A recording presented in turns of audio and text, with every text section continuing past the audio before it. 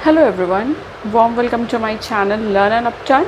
In my today's video, I will try to clear your doubts and queries regarding course B.Ed.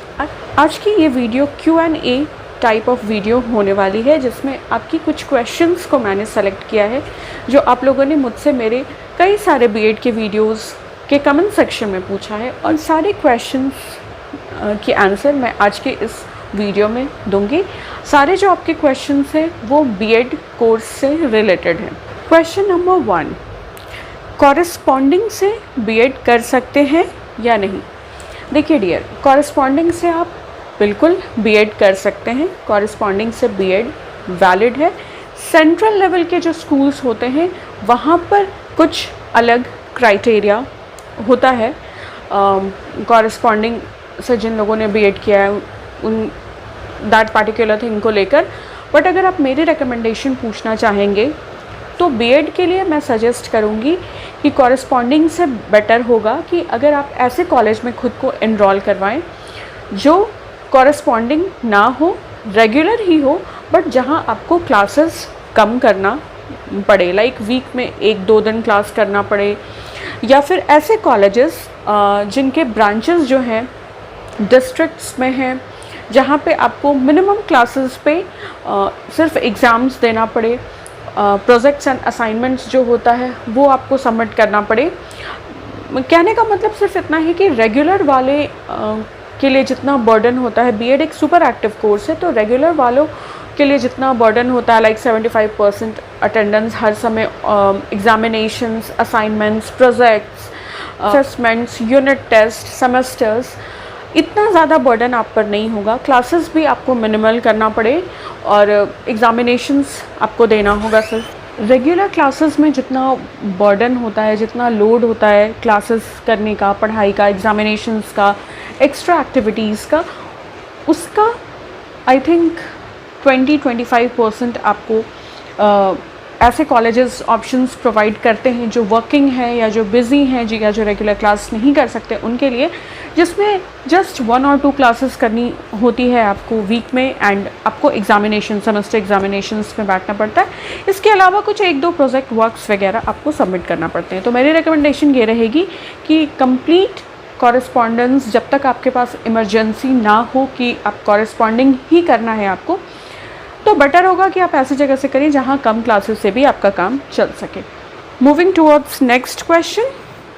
Next question हमारा ये है कि what is the process of admission in B.Ed college. तो देखिए, हर college की अपनी अलग process होती है, अपनी अलग क्राइटेरिया होती है स्टूडेंट्स को सेलेक्ट करने का। स्टूडेंट सिलेक्शन का जो क्राइटेरिया होता है वो सब जगह सेम नहीं होता।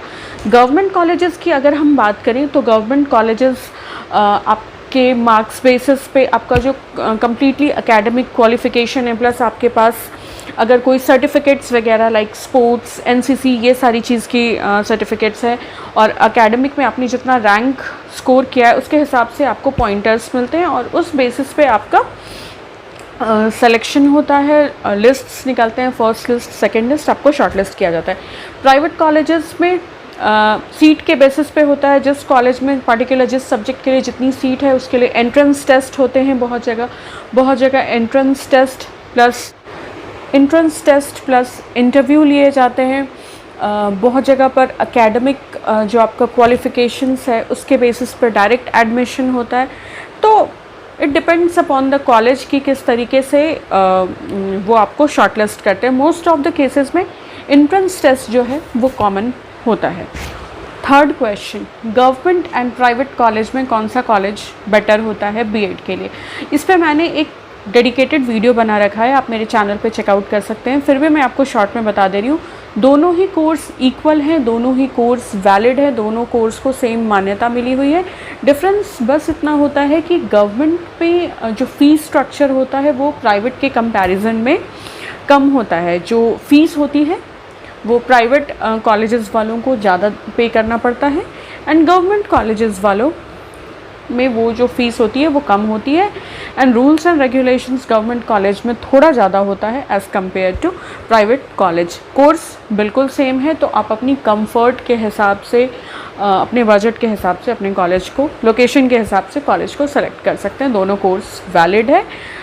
बस जिस कॉलेज से आप बीएड कर रहे हैं उसके बारे में अच्छे से पता कर लें कि वो एफिलिएटेड है या कि नहीं, सर्टिफाइड रजिस्टर्ड कॉलेज है या नहीं। नेक्स्ट क्वेश्चन, एमकॉम नहीं किया तो स्कूल में नहीं पढ़ा सकते क्या बीएड के बाद? ऐसा कुछ भी नहीं है। ग्रेजुएशन के बाद आपको, अगर आप टीचिंग के फील्ड में जाना चाहते हैं, स्कूल्स में पढ़ाना चाहते हैं, क्वेश्चन थोड़ा इनकम्प्लीट है। ग्रेजुएशन के बाद अगर आप स्कूल्स में पढ़ाना चाहते हैं तो आपको बीएड करना होगा, एंड देन बीएड के बाद आप अपनी स्कूल, किसी भी प्राइवेट स्कूल में आप रिज्यूमे दे सकते हैं, एंड देन उसके बाद आप पर्टिकुलर स्कूल में अपना जॉब स्टार्ट कर सकते हैं, करियर स्टार्ट कर सकते हैं एज ए टीचर। ठीक है। अगर आप इस सेंस में पूछ रहे हैं कि जब आप बीएड कोर्स के दौरान टीचिंग प्रैक्टिस में जाएंगे, तो अगर आप पूछ रहे हैं कि आप अगर आप पोस्ट ग्रेजुएट नहीं है तो आप कौन से क्लासेस को नहीं पढ़ा सकते हैं, तो देखिए 11th एंड 12th को आप नहीं पढ़ा सकते हैं अगर आप पोस्ट ग्रेजुएट नहीं हैं तो। पीजीटी टीचर्स जो होते हैं वो 11th 12th उनको हायर क्लासेस बेसिकली मिलते हैं, तो अगर आपने पोस्ट ग्रेजुएशन नहीं किया है तो मोस्ट प्रोबेबली चांसेस है बहुत सारे स्कूल्स में आपको 11th और 12th क्लासेस नहीं मिलेंगे। अदर देन दैट आप पढ़ा सकते हैं। जो लोग बीएड हैं 10 तक मोस्ट प्रोबेबली उन्हें क्लासेस मिलती है पढ़ाने को, depending upon their efficiency, knowledge, skill, calibre and teaching techniques. Next question, कौन सी सब्जेक्ट पढ़ाएंगे बीएड में? आपने जिस सब्जेक्ट में ग्रेजुएशन कर रखा है, जो आपका ऑनर्स पेपर है और जो साइड पेपर्स है, ऑनर्स और साइड पेपर्स को कलेक्टिवली मिलाकर आप 2 पेपर सेलेक्ट करेंगे। नॉर्मली लोग ऑनर्स पेपर को मेथड 1 रखते हैं और किसी एक साइड पेपर को मेथड 2 पेपर सेलेक्ट करते हैं पढ़ाने के लिए। But apart from that, graduation में आपने जो भी पढ़ाई की है उसमें से किसी 2 पेपर को आप पढ़ाएंगे बीएड में जब आपको पढ़ाने के लिए जाना होगा तब। नेक्स्ट क्वेश्चन, प्राइवेट और government, which college is better? Both has its own pros and cons. जो कोर्स है वो बिल्कुल वैलिड है, जो कोर्स है उसका सेम वैलिडेशन है। जो चीज़ आपको गवर्नमेंट कॉलेज में पढ़ाई जाती है वही चीज़ आपको प्राइवेट कॉलेज में भी पढ़ाई जाती है। तो depending upon your comfort, budget and everything best possible to you, आप उस अकॉर्डिंग अपने कॉलेज का सिलेक्शन कर सकते हैं, आइदर गवर्नमेंट और प्राइवेट। सिर्फ जो मेजर डिफरेंस है, जैसा कि मैंने पहले के क्वेश्चन में भी बताया, ऑलमोस्ट ये भी क्वेश्चन सेम ही है, बस फीस स्ट्रक्चर की डिफरेंस होती है एज सच। इसके अलावा कोई ऐसी मेजर डिफरेंस नहीं होती। इस पर भी मैंने वीडियो बना रखा है कि government and private BEd college में क्या डिफरेंस है, आप चेकआउट कर सकते हैं। Next question, subject combination wrong हो गया तो प्राइवेट कॉलेज में पढ़ा सकते हैं? बिल्कुल पढ़ा सकते हैं। आई थिंक ये प्राइवेट स्कूल था, इन्होंने कॉलेज लिखा है, ठीक है। जब आपका सपोज दैट बीएड में आपने जो 2 subject combinations, pedagogy subject combinations लिया, वो इन केस मान लीजिए गलत हो गया, आप सही से हैंडल नहीं कर पाए उससे, तो उसके बाद जब आपका बीएड ख़त्म हो जाएगा, जब आप किसी स्कूल में एज अ टीचर जॉब करने जाएंगे, ज्वाइन करने जाएंगे, करियर की बात कर रही हूँ मैं, तो वहाँ पे आप रिज्यूमे में लिख सकते हैं कि आपकी क्या स्पेशलाइजेशन है, किस सब्जेक्ट में स्पेशलाइजेशन है, कौन सब्जेक्ट को आप स्पेशली पढ़ाना चाहेंगे उस पर्टिकुलर स्कूल में, वो वहाँ पर आप स्पेशली मेंशन करें। एंड साथ ही साथ उसके अलावा स्पेशलाइज्ड पेपर के अलावा आप और कौन कौन से सब्जेक्ट्स पढ़ा सकते हैं वो भी आप वहाँ पर मेंशन करेंगे, और आप बिल्कुल पढ़ा सकते हैं। अगर सब्जेक्ट कॉम्बिनेशन रॉन्ग हो गया तो भी आफ्टर दैट आप आराम से अपनी टीचिंग करियर को परस्यू कर सकते हैं private schools. Which paper, next question, which paper as paper 1 and 2? Any paper as paper 1 and 2, pedagogy paper 1 and 2।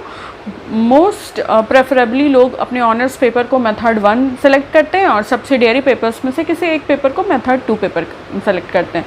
But ये बिल्कुल हार्ड एंड फास्ट रूल नहीं है। आप किसी भी अपने ग्रेजुएशन का जो आपका स्ट्रीम था उसमें से किसी भी सब्जेक्ट में आप एडमिशन ले सकते हैं। उस पेपर को आप पेपर 1 सेलेक्ट कर सकते हैं, टीचिंग पेपर 1 चूज़ कर सकते हैं, एंड टीचिंग पेपर 2 किसी और पेपर को जो आपने पढ़ रखा है उसको सेलेक्ट कर सकते हैं। ये आपके स्ट्रीम के अकॉर्डिंग हर किसी के लिए डिफ़र हो जाएगा। जो सब्जेक्ट आर्ट्स वालों के लिए अलग हो जाएगा, जैसे आपने हिस्ट्री ऑनर्स किया है या पॉलिटिकल साइंस ऑनर्स किया है। अगर हिस्ट्री ऑनर्स किया है तो मे बी एक पेपर आपका लैंग्वेज पेपर एक हिस्ट्री हो और एक दूसरा हिस्ट्री हो जाएगा। अगर पॉलिटिकल साइंस में ऑनर्स किया है तो हो सकता है फर्स्ट पेपर आपका पॉलिटिकल साइंस हो जाए, सेकंड हिस्ट्री हो जाए, या सेकंड आप इंग्लिश या हिंदी लैंग्वेज रख लें। वो कम्प्लीटली आप पे डिपेंड करता है, आपको चूज़ करना है। Last question, second last question, is B.Ed from corresponding valid? Yes, it is valid, but not for central level schools. They have their own separate criteria. Last question, what is the most important aspect to go for while selecting B.Ed college? Very good question. सबसे ज़्यादा किस बात को ध्यान में रखनी चाहिए अपनी कॉलेज सिलेक्शन के समय, B.Ed कॉलेज सिलेक्शन के समय? देखिए, सारी चीज़ें मैनेजेबल हैं, बट आपका जो कॉलेज है वो प्रॉपरली एफिलिएटेड होना चाहिए। ये बात मैंने बहुत बार अपनी वीडियोस में बताई है। और अपनी कॉलेज की एफिलिएशन रजिस्ट्रेशन को कैसे चेक करेंगे, कैसे आपको पता होगा कि आप मान्यता प्राप्त कॉलेज में ही नामांकन कराने जा रहे हैं, एडमिशन लेने जा रहे हैं, इस पे भी मैंने डेडिकेटेड वीडियो बनाई है। आपका कॉलेज NCTE से अप्रूव्ड होना चाहिए, national council for teachers education से अप्रूव्ड होना चाहिए। कुछ अगर प्रॉज एंड कॉन्स हैं आपके कॉलेज में तो वो anyhow somehow manageable होते हैं, बट अगर आपका कॉलेज एफिलिएटेड नहीं होगा, रजिस्टर्ड नहीं होगा, मान्यता नहीं होगी कॉलेज को, तो आपकी B.Ed की डिग्री की कोई वैलिडेशन नहीं होगी। आपकी कॉलेज B.Ed की जो डिग्री है वो यूज़लेस हो जाएगी, बिकॉज कॉलेज को जब मान्यता प्राप्त नहीं है तो आपकी डिग्री को कहाँ से मान्यता प्राप्त होगी। और B.Ed की डिग्री बहुत इंपॉर्टेंट होती है, आपका इतना इम्पॉर्टेंट एफर्ट्स एंड टाइम लगा होता है, इसलिए कॉलेज सिलेक्शन के समय अपना पर्सनल टच दें। किसी की बातों पर रिलाई करके या नेट सर्फिंग करके सिर्फ कॉलेज सिलेक्शन ना करें, खुद से जाकर बात करें, पता करें। NCTE के साइट, एजुकेशनल साइट जो है वहाँ जाकर देखें कि आपकी कॉलेज जो है वो रजिस्टर्ड कॉलेज के लिस्ट में है या नहीं है। सबसे इम्पॉर्टेंट चीज़ यही होती है कि आपकी कॉलेज जो है वो एफिलिएटेड होनी चाहिए, रजिस्टर्ड होनी चाहिए। So that's all for my today's video, जिसमें मैंने आपके कुछ इम्पॉर्टेंट क्वेश्चंस, कुछ इम्पॉर्टेंट कन्फ्यूजन्स, क्वेरीज़ जो कि उसे Q&A सेशन के फॉर्म में हमने आज की वीडियो में देखा, उसे सॉल्व करने की, शॉर्ट आउट करने की कोशिश करी मैंने।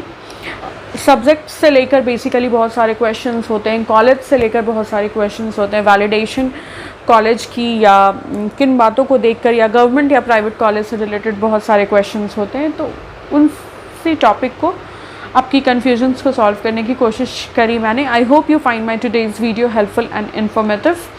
If you find it so, then kindly subscribe to my channel Learn and Upturn. You can also like and comment on my videos, and you can share this video friends, family and B.Ed learners.